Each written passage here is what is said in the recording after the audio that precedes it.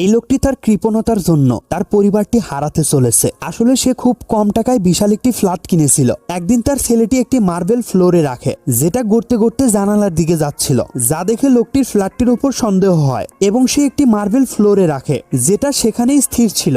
লোকটির এমন কর্মকাণ্ড দেখে তার স্ত্রী হাসতে শুরু করে, কিন্তু লোকটি খুব চিন্তায় পড়ে গিয়েছিল। এরপরের দিন প্রচন্ড বৃষ্টি হতে শুরু করে, যার কারণে বিল্ডিং এর নিচ থেকে মাটি সরে যায়। তখন সে রাস্তায় ফাটল লক্ষ্য করে। এরপর সে বিল্ডিং মেরামতকারী কোম্পানিকে খবর দিতে চায়, কিন্তু অনেক টাকা খরচ হবে ভেবে লোকটি সেটি বন্ধ করে দেয়। লোকটির কাছে মনে হচ্ছিল বিল্ডিংটি আঁকাবাঁকা ভাবে তৈরি করা হয়েছে। এরপরে একদিন হঠাৎ লোকটি দেখে যে রাস্তায় দ্রুত ফাটল ধরছে এবং সেখান থেকে লোকজন দ্রুত পালাতে শুরু করেছে। এরপর তার ছাদ থেকে ভাঙা অংশগুলো খুলে পড়তে থাকে এবং চোখের পলকে বিল্ডিংটি মাটিতে তলিয়ে যায়। কিন্তু এখানে থাকা লোকগুলো কিভাবে উদ্ধার পাবে? এই ভিডিওটির পার্ট 2 দেখার জন্য একটি লাইক দিয়ে কমেন্ট করে জানাতে পারো।